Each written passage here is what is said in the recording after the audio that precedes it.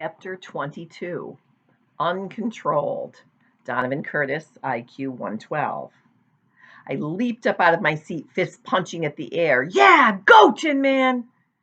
At that, I was several seconds behind the Daniels, who were whooping and high fiving like madmen, drawing annoyed looks from the spectators around them. Even Katie, who was not much of an athlete these days, was on her feet cheering. I couldn't help wondering what it must have been like to be in the pit just then. All those guys going nuts as they got ready for the final contest. I could see Oz talking to Abigail, plotting strategy for the battle that lay ahead. She was the driver. Everything depended on her. I knew how it felt when the controller was in your hand. The Daniels were analyzing the upcoming showdown like it was the pitching matchup for Game 7 of the World Series. Obviously, Tin Man is the best robot, Nussbaum expounded. If he wasn't, we couldn't have won the auto-directed competition. Yeah, but Cold Spring Harbor has been pulling further ahead of us every round, Sanderson worried. If we can't pick up our driving, we're toast. Considering those guys had come out to make fun of the parts of the meet that they didn't sleep through, they seemed pretty involved in it now. It took about 20 minutes to set up the grand finale, which involved having robots place inflated rings of different sizes onto strategically placed pegs. It was the bread and butter of any meet, and we had practiced it endlessly. Each ring carried a different point value. Also, the round would be timed with bonuses for early completion. It would be tough driving, but there was reason to be hopeful. You had to be constantly aware of what balance of speed and accuracy would get you the most points. A guy like Noah could spit out calculations like that faster than a computer. A tense silence fell in the auditorium as the four robots were moved into their positions on the floor. Standing beside Cold Spring Harbor's gleaming Potzilla, poor Tin Man looked like a soapbox racer next to an Indy car.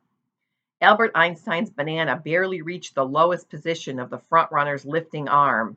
Tin Man versus Potzilla. David versus Goliath. The whistle blew and they were off. Chloe slipped a green ring around one of Tin Man's lifting forks, and our robot started across the course.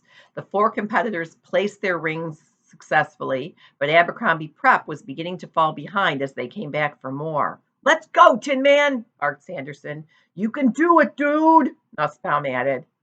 I held my breath when I saw the next ring. It was one of the black ones.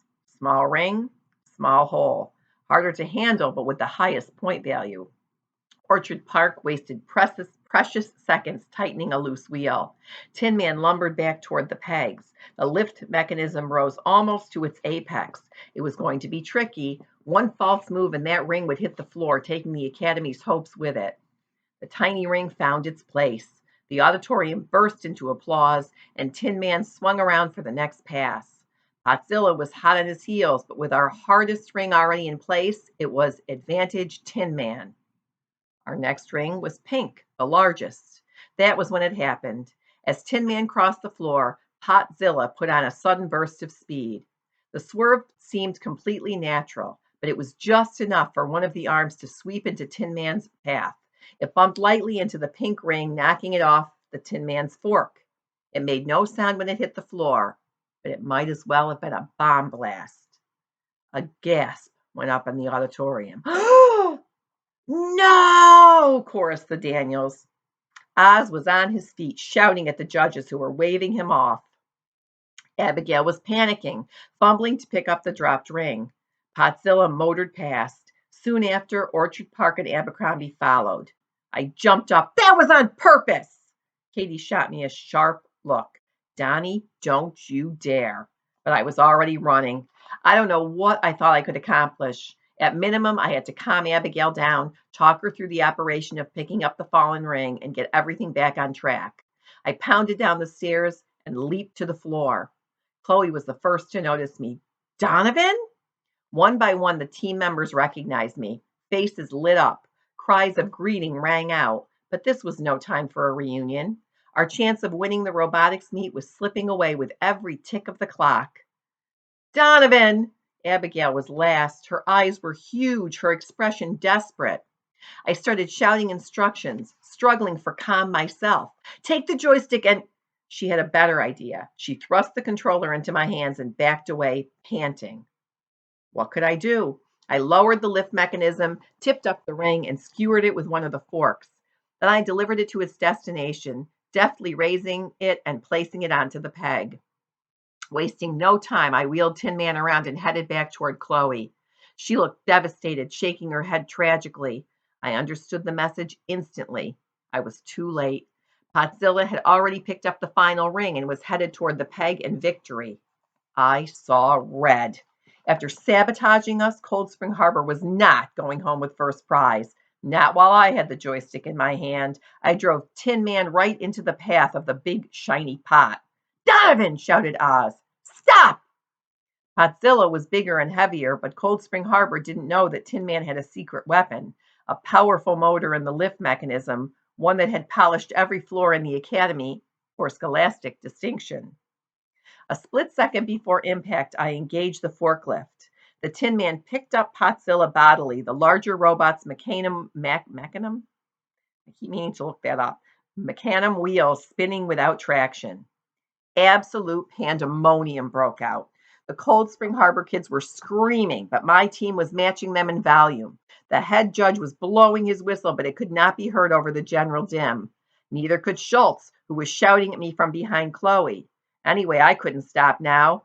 Tin Man was a bundle of circuits, incapable of revenge fantasy, but I was all too human. Cold Spring Harbor's driver was trying to free Potzilla by thrashing with its lifting arms. I needed to act fast. Tin Man had been designed for competition, not combat, so I had to improvise a little. I swiveled 90 degrees, and using Potzilla as a battering ram, I charged the scorer's table. Oz hollered, Donovan! It came out a 10-syllable word, but I was committed. The judges scrambled for cover as I slammed that big pot right into the steel-reinforced corner of the table. Potzilla bounced off, dented. One lifting arm hung limply by its shiny bulk. The other reached for Tin Man with evil intent. I backed my robot away. A shriek behind me penetrated even the chaotic noise of the crowd. Noah bounded onto the scene. He snatched up one of the judge's abandoned chairs and brought it down WWE style on Potzilla's polished crown. Wham! And then again, wham, wham, wham! If the cybernetic pot hadn't been finished before, it was finished now. It wobbled once and keeled over, lying there, an upended cockroach, wheels turning like struggling legs. The auditorium had been rocking with excitement, dismay, horror, laughter, and outrage. But now that action seemed to be over, a strange hush fell over people wanting to see what would happen next. Considering the craziness of the situation, it was a strangely familiar moment to me. The impulsive act was over, but the consequences had not yet descended on my head. It was as if time had ground to a halt and we were all frozen there. What the future held, I couldn't predict, but I had a sense that it had something to do with Dr. Schultz pushing through the throng toward me, his face a thundercloud.